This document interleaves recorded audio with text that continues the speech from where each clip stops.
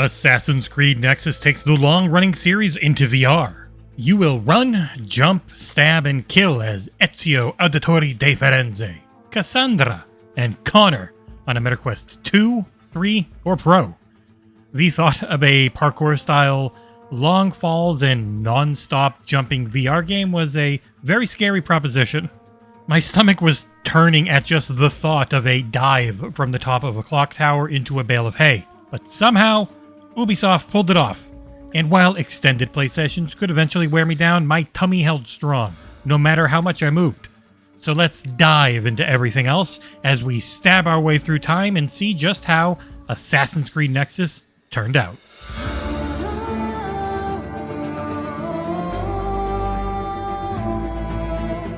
You are the hacker.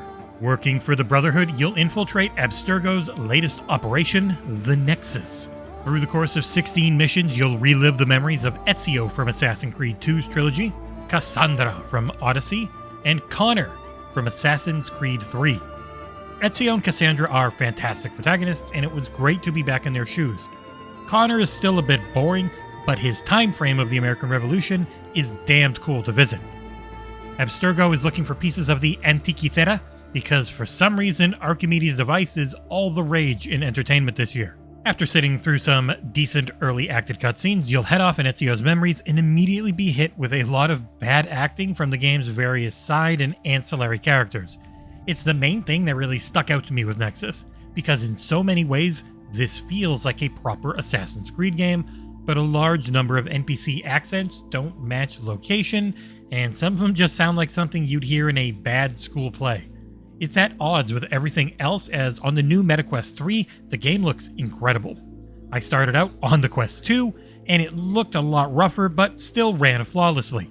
That generational leap between the two headsets is real, and sadly I did not have a Quest Pro to try out either. But you will be visiting various areas in Italy, ancient Greece, and revolutionary America in a title that clocked in at a 17GB install. So NPC variety is a little low, and there are a lot of reused assets to keep the game's size footprint down. And I get it, but it was still a bit jarring to see the same face on 10 NPCs in a small area at times. And while they did an admirable job on the Quest 2, there are major cut down in settings, with pop-in being extremely noticeable almost everywhere. On the Quest 3, it is improved, in large part thanks to its better pass-through cameras, which was a more pleasant experience overall, through both the headset's basic head straps are really bad. So the first thing I did when the Quest 3 arrived was buy a knockoff Elite strap on Amazon for $30. Before every mission, you'll have a short cutscene, generally with Dominica, who has hired you at Abstergo to help finish the Nexus. It's all done in the metaverse, and that meta setup it's all very meta.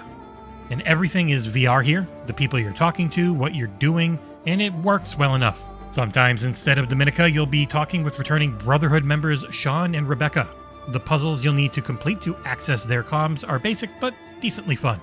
And nothing in the game is really a brain bender, it's fun first, and you will feel like a murdering god pretty much the entire time you play.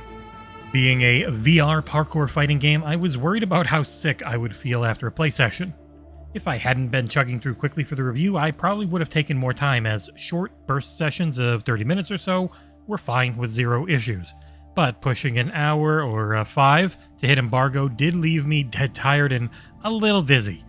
A proper head strap is key to keeping the pain in your head down, because this game is so fun to play that you probably won't want to stop.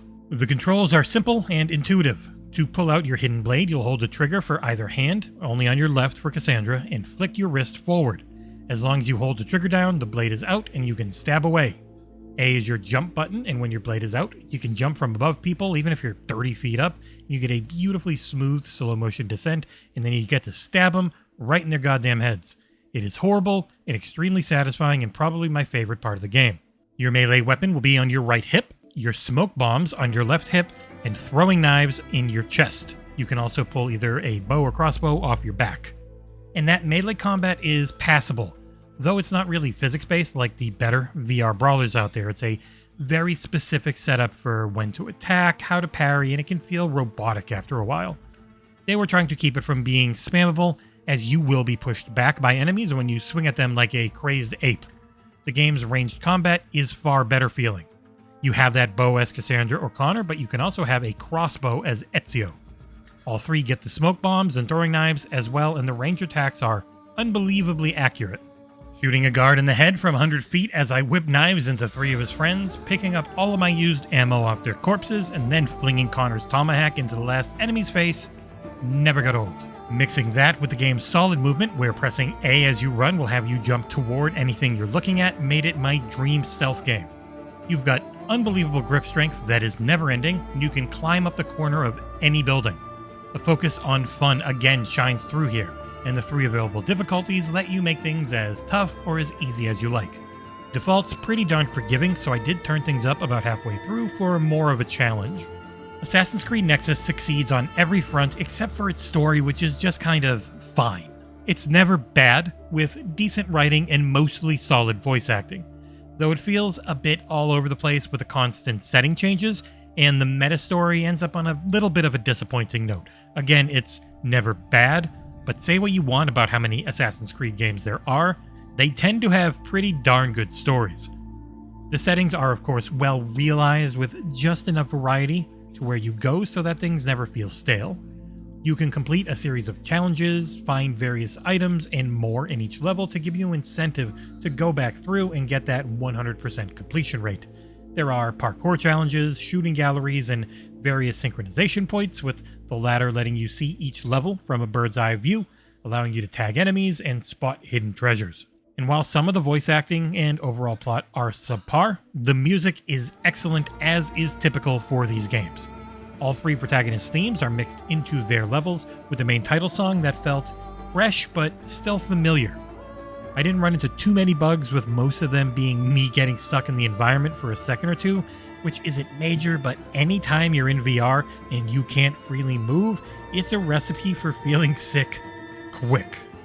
Wrapping things up, Assassin's Creed Nexus is a success in bringing the movement and combat stylings of the ever-popular series into the VR space. While it is playable on Quest 2, it's downright gorgeous inside the 3. And it's the first time in a while I've played a VR game that felt close to AAA. There may be a hell of a lot of Assassin's Creed games, but after this solid entry, I'm hoping there's more to come in VR.